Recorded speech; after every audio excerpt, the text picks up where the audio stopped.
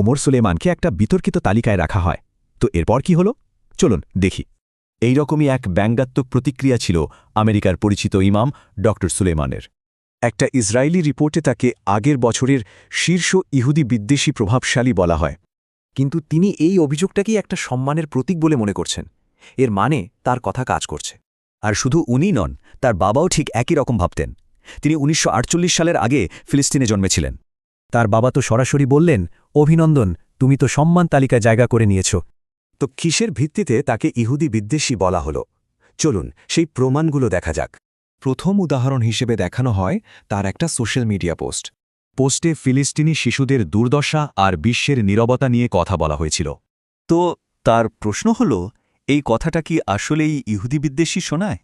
এরপর দ্বিতীয় উদাহরণটা ছিল ছাত্র আন্দোলনকারীদের নিয়ে দেওয়া একটা বক্তব্য।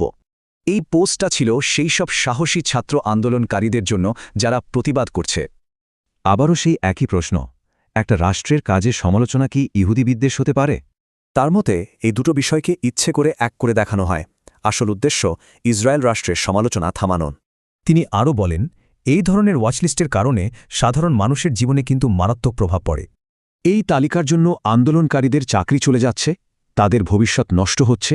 তিনি নিজে অনলাইন হয়রানির শিকার হন, কিন্তু অন্যের তো পুরো জীবনটাই ঝুঁকির মুখে পড়ে। সবশেষে তিনি কয়েকটি পক্ষের জন্য একটা পরিষ্কার বার্তা দিয়েছেন।